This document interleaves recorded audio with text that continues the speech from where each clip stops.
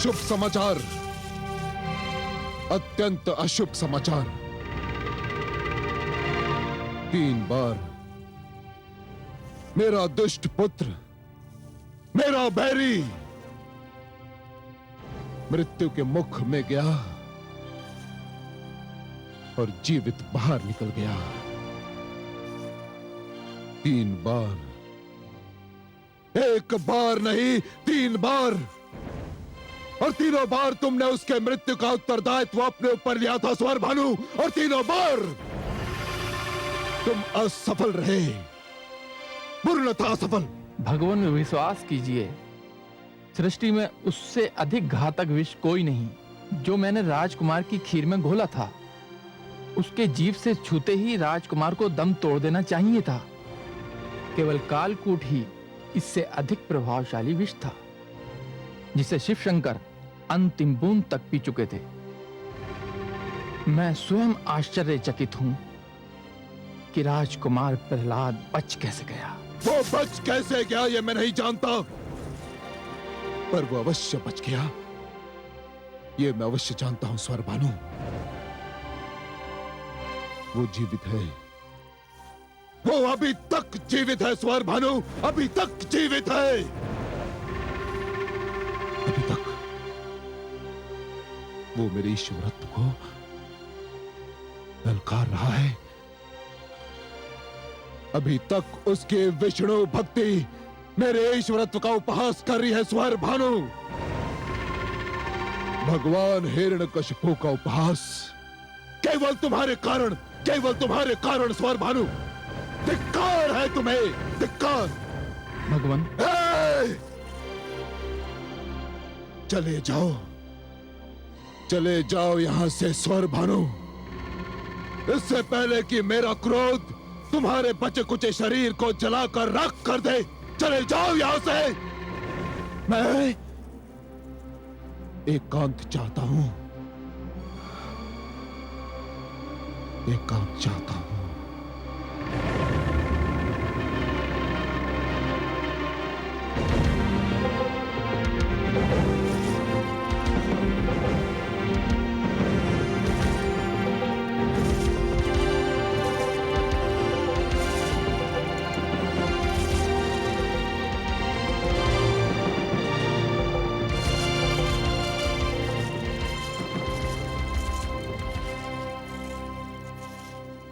हे भगवान, हे सर्वशक्तिमान, आपकी जय हो। क्या है? कामरूप नरेश विप्रचित्ती पधारे हैं। विप्रचित्ती? कहाँ है वो? वे आपकी अनुमति की राह देख रहे हैं, उन्हें बुला लूं? नहीं, अरे मूर्ख, वो मेरे बहनों ही हैं, मैं स्वयं उनका स्वागत करूंगा।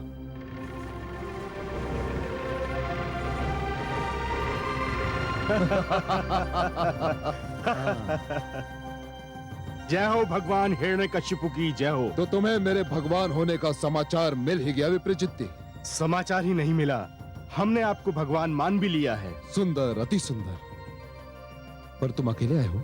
अकेले नहीं आए भ्राताश्री, मैं भी आई हूँ। प्रणाम भ्राताश्री। सिंगिका मेरी बहन, कैसी हो? आओ। कहाँ थी तुम सिंगिका?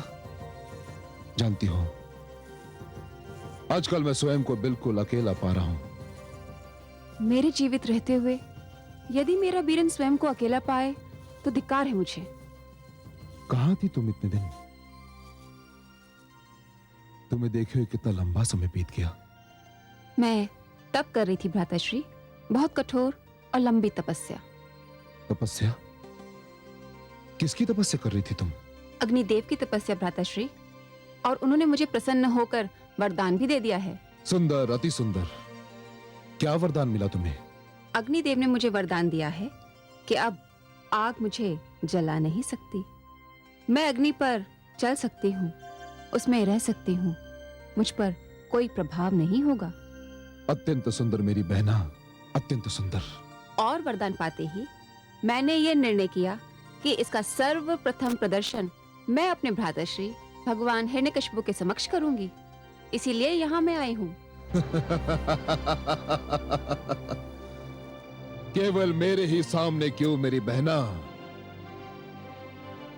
इस चमत्कार को, इस अद्भुत वरदान को तो सारे सामंतों को देखना चाहिए और जानना चाहिए कि केवल भगवान हिरण्यकश्यप ही नहीं, उसकी बहन भी महान है, शक्तिशालिनी है।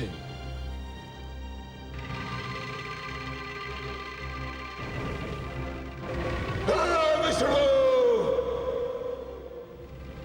तूने मेरे घर के दीपक द्वारा मेरे घर को फूंकना चाहा, किंतु अब भी समय है, संभल जा, सचेत हो जा, क्योंकि अब मुझे मेरी बहन के रूप में एक ऐसी ज्वाला मिली है जो तेरे देवलोक को, तेरे वैकुंठ लोक को जलाकर भस्म कर देगी। विष्णु, मैं अपने भ्राता श्री हिरण्याक्ष के वध का प्रतिशोध लेकर रहूंगा, लेकर ही रहूंगा।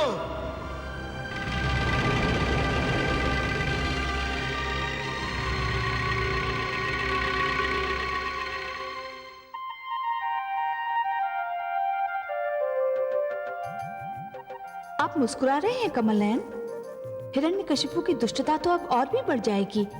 उसके इस खेल में अब उसकी बहन सिंहिका भी सहयोग देगी। हाँ महादेवी, इस कथा में पात्र तो निरंतर बढ़ते ही जा रहे हैं। अब सिंहिका इस कथा का नया पात्र है।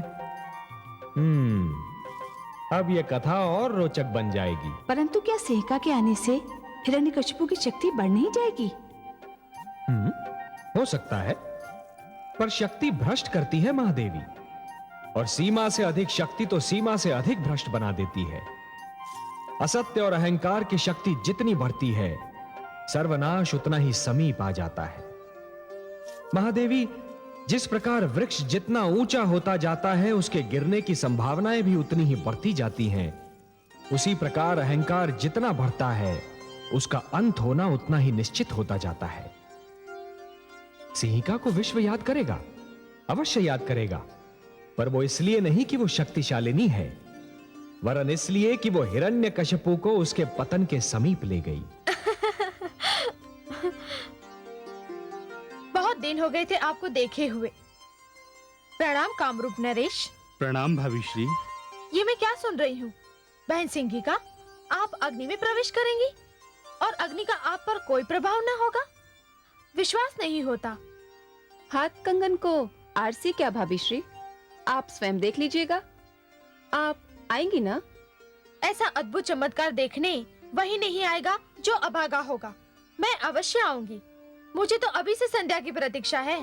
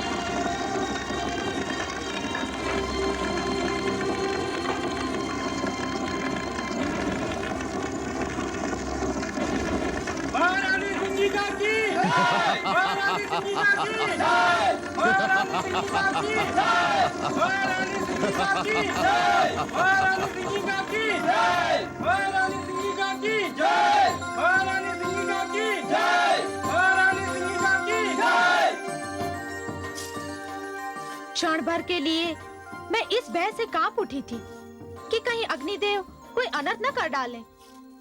परंतु जो हुआ उसे देखकर अपने नेत्रों पर विश्वास नहीं हो रहा था। लग रहा था कि हम जागते नेत्रों से कोई स्वप्न देख रहे हैं। वास्तव में ये चमत्कार था। आइए स्थान ग्रहण कीजिए। भाभी श्री, अग्निदेव ने ये अभय वरदान देते हुए मुझे विश्वास दिलाया था कि मैं कहीं भी और कभी भी अपनी रक्षा के लिए इस शक्ति का प्रयोग कर सकती हूँ। महारानी, क्या आप भूल गए ये सिंगिका किसकी बहन है? भगवान सर्वशक्तिमान हिरण्यकशिपु की। भगवान, महारानी सिंगिका के रोमांचक प्रदर्शन को देखने सभी आए, किंतु राजकुमार प्रहलाद नहीं आए।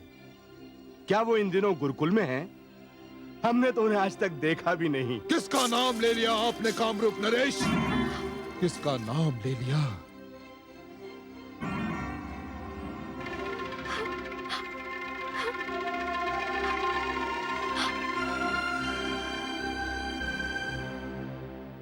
भ्राताश्री, आप ऐसा क्यों कह रहे हैं? प्रहलाद आपका पुत्र है, उत्तराधिकारी है। पुत्र कहलाने का अधिकार उसने खो दिया है। यदि वो उत्तराधिकारी होता तो राजभवन के स्थान पर कारागार में न पड़ा होता। कारागार में? विद्रोहियों को और कहां रखा जा सकता है कामरूप नरेश? वो मेरा पुत्र था, किंतु अब नहीं रहा। अब वो केवल मेरा अपराधी है, विरोधी है, विद्रोही है, पापी है। मैं कुछ समझी नहीं भ्राताश्री, क्या बात है? कुछ बताइए तो सही, क्यों नहीं रहा वो आपका पुत्र? इसलिए कि वो मुझे भगवान नहीं मानता। तो फिर वो किसे भगवान मानता है? मेरे और मेरी बहन सिंगिका के प्राणों से भी अधिक प्यारे भ्राता हिरण्याक्ष के हत्यारे विष्णु को। विष्णु को? हाँ, उसी हत्यारे विष्णु को। ये तो महापाप है। इसी महापाप का तो दंड मिल रहा है उसे। इसी कारण वो कारागार में पड़ा सड़ रहा है। किंतु भैया, यदि वो विष्णु का नाम लेवा है, उसका भक्त है, तब तो हमारे कुल में वो विष्णु का प्रतिनिधि हुआ ना। उसका तो वध कर देना चाहिए। यही करना चाहता था मैं, यही करना चाहता था। मेरे सामंतों ने उसके शरीर पर कटारों की वर्षा कर दी। मुझे विश्वास था कि उसका तन शत विक्षत होकर बिखर जाएगा, किंतु ऐसा ना हुआ। उनकी कटारों की धार पलट गई और वो बच गया। फिर मैंने उसे ऊंचे पर्वत के शिखर से नीचे फेंकवाया, यह सोचकर कि जब वो ऊपर से धरती पर गिरेगा तो उसकी हड्डियां चूर चूर हो जाएंगी, किंतु एक बार फिर वो बच गया। ये बड़े आश्चर्य की बात है। फिर आप दोनों के आने से पहले मैंने उसके भोजन में विष मिला दिया। ऐसा विष जिसके जीभ छूते ही उसका अंत हो जाता, किंतु ऐसा न हुआ। उस विष का अंत हो गया और वो बच गया। वो अभी भी जीवित है, अभी भी जीवित है वो, और उसका जीवन मेरे ईश्वरत को मुंह चढ़ा रहा है। सर्वशक्तिमान भगवान हिरण्यकशिपु को मुंह चढ़ा रहा है वो।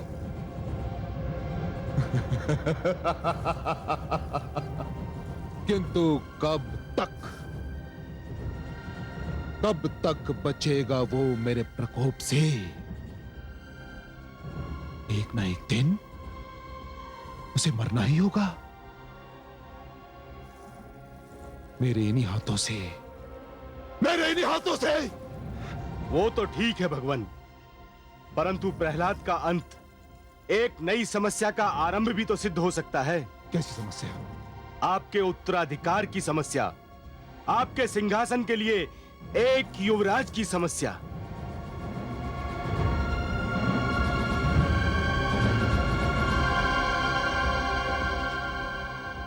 ऐसा नहीं होगा स्वामी, ऐसा कदापि नहीं होगा।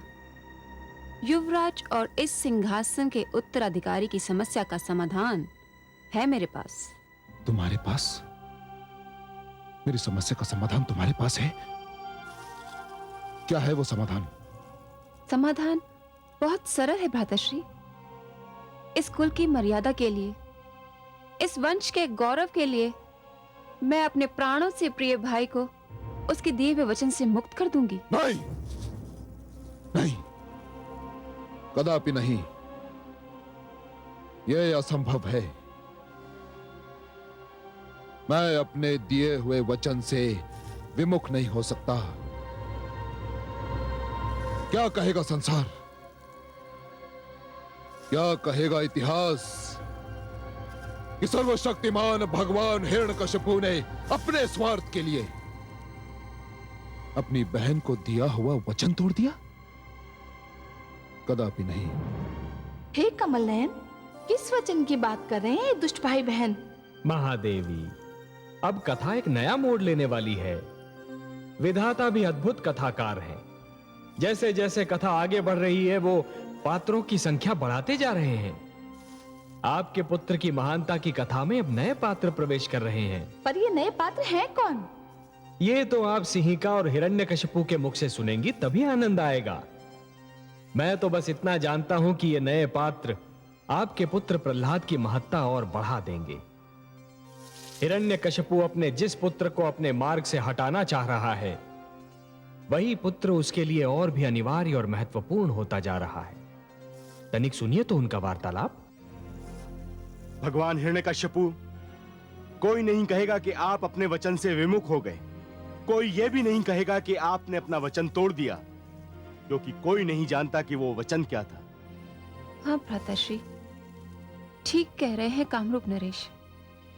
ये भेद केवल हम चार जानते हैं। मैं, मेरे स्वामी, आप और भाभी श्री महारानी कयाधु कि प्रहलाद आपकी पहली संतान नहीं है। भाभी श्री कयाधु ने पहले एक पुत्र आह्लाद को जन्म दिया था, जिसे आप लोगों ने मेरे गोद में केवल इसलिए डाल दिया था क्योंकि मैं पुत्रहीन थी, अपने स्वामी को उत्तराधिकारी नहीं दे सकती थी। इतना महान उपकार केवल आप ही कर सकते थे भगवान। आपने हमें अपना पुत्र भी दिया, और ये वचन भी कि संसार कभी नहीं जान पाएगा कि आह्लाद हमारा नहीं, आपका पुत्र है। मैं तो इसमें भविष्य की महानता को भी मानती हूँ। कौन स्त्री हंस के अपनी कोख से जन्मे हुए पुत्र को किसी दूसरी स्त्री को देगी? और मुझे पुत्र देकर भावेशी ने कभी उसका नाम भी अपने मुख से न लिया। इसलिए मैंने सारी आशाएं प्रहलाद पर लगा रखी थी, सारी आशाएं। यूं तो मुझे तीसरा पुत्र प्रहलाद में मिला, किंतु वो जन्म से ही रोगी है। बड़े बड़े वैद्यों ने हार मान ली, किंतु उसके रोग का उपचार न मिला। अब सारा जीवन उसे रोग शैया पर बिताना पड़ेगा। मैं जानती हूं, इसीलिए तो आपको इस वचन से मुक्त कर रही हूं भ्राताश्री। अब आह्लाद कामरूप नरेश भी बनेगा और असुरलोक नरेश भी। मैं तो औलाद को तुरंत यहाँ बुलाना चाहती हूँ। किंतु सबसे जटिल समस्या का समाधान क्या होगा? मैं इस दुष्ट प्रहलाद का क्या करूं? क्या करूं? उसे सही मार्ग पर लाने का एक प्रयास मैं भी करना चाहती हूँ। मैं उसे मिलना चाहती हूँ भ्राताश्री। मैं उसे बताऊंगी कि वो किन अंधेरों में भटक रहा है। मैं उससे कारागार में मिलूंगी, अभी इसी समय। क्या मुझे अनुमति है? तुम्हें अनुमति की आवश्यकता नहीं है बहन। तुम अभी और इसी समय उस दुष्ट से मिल सकती हो। जाओ।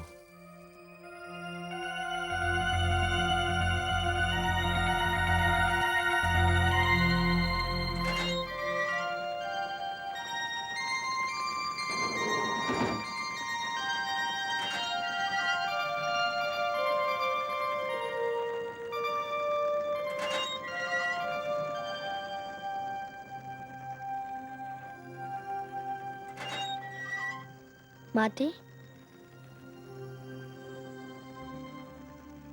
मैं तुम्हारी माता नहीं पुत्र, तुम्हारी बुआ हूँ। तुम्हारे पिताश्री की बहन सेंगिका। बुआश्री प्रणाम। यशस्वी भव पुत्र। आज तो जिसको देखो आप ही का नाम ले रहा था। कारागार के प्रहरी भी आपका यशगान कर रहे थे।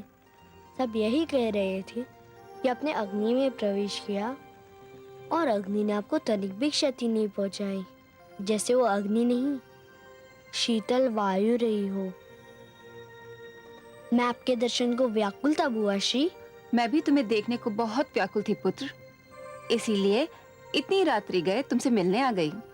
मैंने जब इस चमत्कार के विषय में सुना तो मेरा मन किया कि मैं भी ये चमत्कार देखूं, पर मैं तो कारागार में हूँ।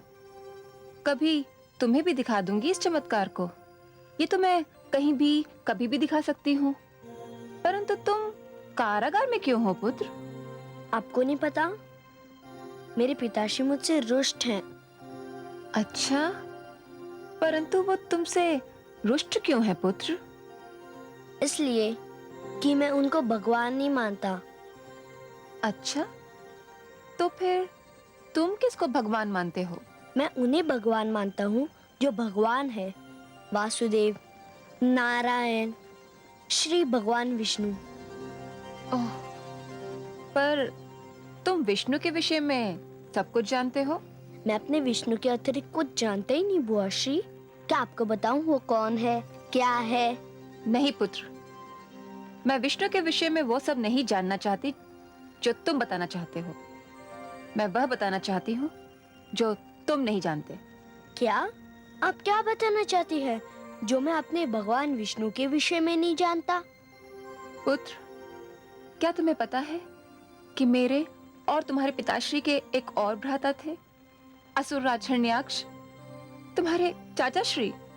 हाँ, मैंने सुना है उनका नाम।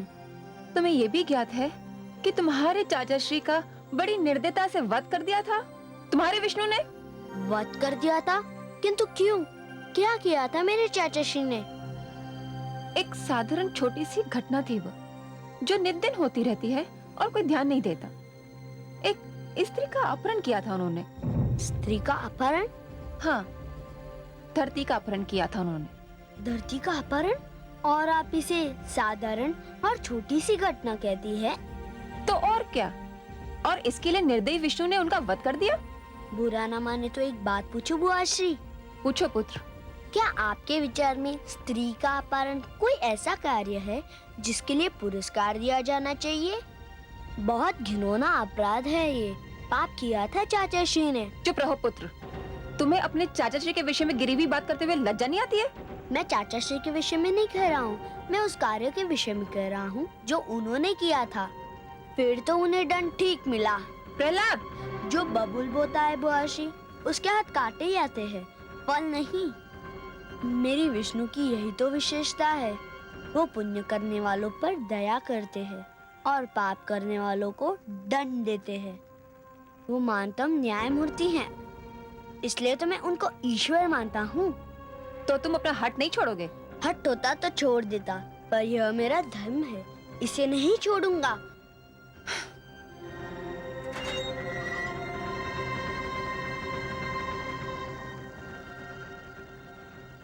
पुत्र, क्या तुम जानते हो कि तुम्हारा एक और भाई भी है? हाँ, हलाद, पर वो बेचारा जन्म से ही रोगी है। उसके अतिरिक्त भी तुम्हारा एक बड़ा भाई है, आहलाद। आहलाद? पर किसी ने मुझे उसके विषय में बताया ही नहीं, माताश्री ने भी नहीं। उसका जन्म तुम्हारे जन्म से पहले हुआ था पुत्र। मैं पुत्रहीन थी, इसलिए तुम्हारे माता पिता ने अपने पुत्र आहलाद को मेरी गोद में डाल दिया और उन्होंने मुझे वचन भी दिया कि उसका नाम भी न लेंगे। यदि आहलाद यहाँ आ गया तो युवराज तो वही होगा ना, तुमको कुछ भी नहीं मिलेगा। मुझे अपने विष्णु के भक्ति में जो कुछ मिल रहा है बुआश्री, उसके आगे ना कोई सिंहासन का मूल्य है, ना राज मुकुट का। विष्णु भक्ति मेरे लिए सबसे बड़ा धन है। मुझे उसके अतिरिक्त कुछ चाहिए भी नहीं। हाँ, ये दुख अवश्य है कि मैं भ्राताश्री आहलाद से मिल नहीं पाया। सिंहासन, मुकुट सब उन्हें मिल जाए तो मुझे प्रसन्नता होगी। भ्राताश्री हिरण्यकशिपु सत्य कहते हैं, तू सचमुच मूर्ख है। अरे तेरे सर पे काल नाच रहा है मूर्ख।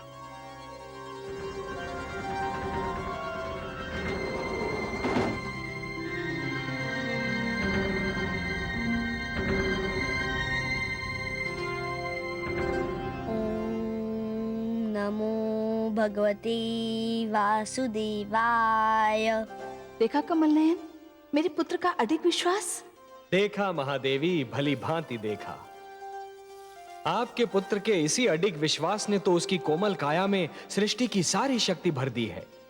मैं तो ये सोचकर प्रसन्न हूँ कमल नयन कि मेरे पुत्र ने जीवन का ये भेद जान लिया है कि जिसके पास आत्मविश्वास की शक्ति है उसे कोई रोक नहीं सकता, उसे कोई झुका नहीं सकता। मुझे गर्व है अपने पुत्र पर। मुझे भी गर्व हो रहा है आपके पुत्र पर देवी। वो समस्त संसार को सिर उठाकर चलने और सिर उठाकर जीने का संदेश दे रहा है। संसार को उससे सीख लेनी चाहिए। हाँ कमल नयन, मेरा पुत्र सारे संसार को ये बता रहा है कि सबसे महान जीवन वही है जिसकी नींव ईश्वर पर उसके विश्वास और प्रेम पर रखी गई हो। जब आप ये सब जानती हैं, तो कभी-कभी अपने पुत्र को परीक्षा देते देख घबरा क्यों जाती हैं? वो मेरी विवशता है कमल नयन। ममता मुझे व्याकुल कर देती है। आप ही बताइए, क्या कोई माँ अपने पुत्र को दुख झेलते देख सकती है? मैं जानती हूँ, मैं देवी हूँ, किंतु जब किसी माँ को तड़पते देखती हूँ तो मैं भी माँ बन जाती हूँ। तभी तो सारा संसार आपको माता कहकर पुकारता है। आप ममता का भंडार हैं महादेवी।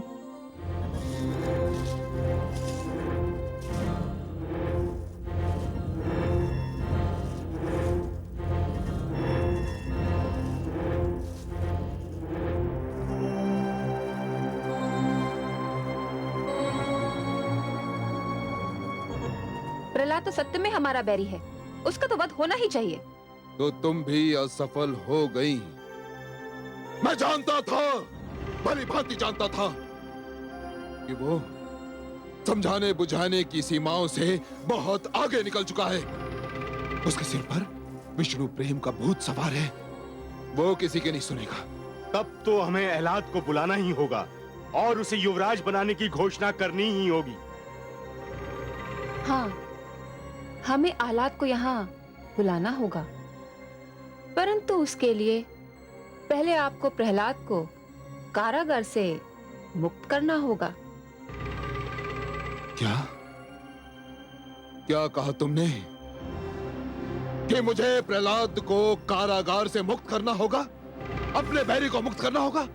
कारागार से भी और जीवन से भी। ये क्या कह रही हो तुम? मैं सत्य कह रही हूं भ्राताश्री। मैं उसे आहलाद के नाम एक पत्र देकर भेजूंगी और कामरूप में मृत्यु उसकी प्रतीक्षा कर रही होगी। 3 बार मैं ये सुन चुका हूं कि उसकी मृत्यु निश्चित है। किंतु हर बार वो बच जाता है। इस बार नहीं बचेगा, क्योंकि कामरूप में जो मृत्यु का रूप उसकी राह तक रहा है, उससे वो कदापि नहीं बच सकता। मेरा विश्वास कीजिए भ्राताश्री। सिंगिका, मेरी कुछ समझ में नहीं आ रहा है कि तुम कहना क्या चाहती हो। कामरूप में हमारी नगर के सीमा के बाहर एक भयानक सर्प कुंड है। उसमें संसार के सबसे विषैले सर्प, नाग और अजगर भरे हुए हैं। मेरे आदेश के अनुसार आह्लाद दुष्ट प्रहलाद को उस भवन में छोड़ देगा और सर्प देखते ही देखते प्रहलाद को समाप्त कर देंगे। सुंदर, अति सुंदर। अश्वमित्र, आज्ञा भगवान। जाओ और प्रहलाद को हमारा आदेश दो कि वो हमारा पत्र लेकर कामरूप जाए और आह्लाद को हमारा पत्र पहुंचाए। जाओ। जैसी आज्ञा भगवान।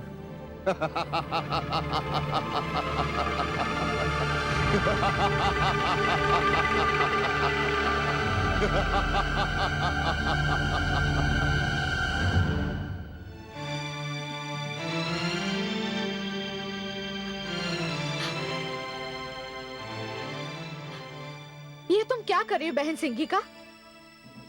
क्या कर रही हूं मैं?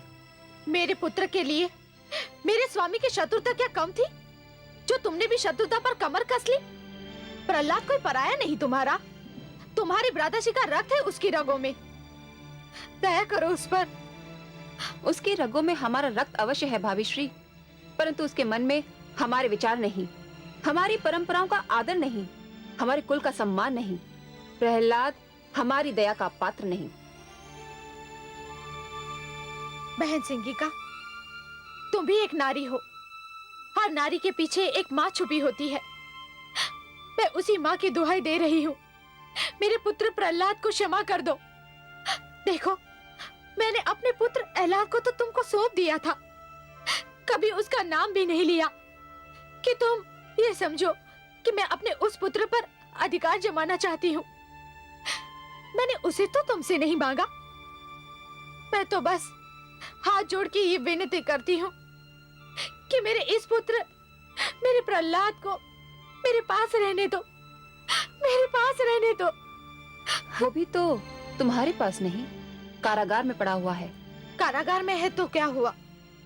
मेरे मन को ढाढ़स तो है कि वो जीवित है, कहीं आसपास है।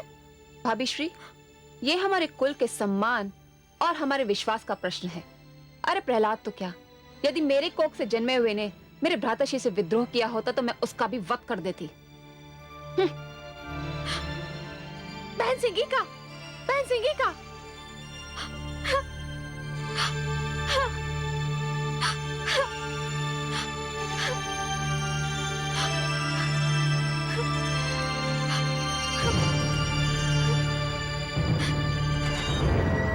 नमो भगवते वासुदेवाय।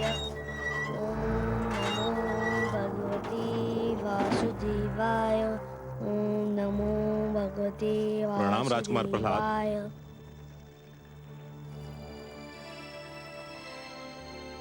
आपके लिए भगवान हिरण्यकश्यप का संदेश है। क्या आदेश पिताश्री का लाए हैं आप? आपको ये पत्र लेकर कामरूप जाना होगा। कामरूप, जहाँ मेरे भ्राताश्री आह्लाद है? जी हाँ। यह तो बहुत शुभ समाचार है। मैं तो समझा था कि मैं अपने भ्राताश्री से कभी नहीं मिल पाऊंगा। कब जाना है मुझे? आज ही, इसी समय। क्या मैं अपने माताश्री से मिल सकता हूँ?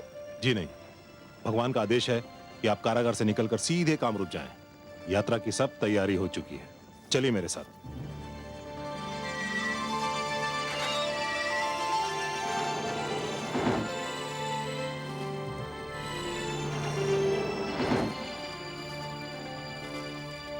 हे कमल नयन, ये सब क्या हो रहा है? वही हो रहा है जो विधाता ने लिखा है, उसके अतिरिक्त और हो भी क्या सकता है।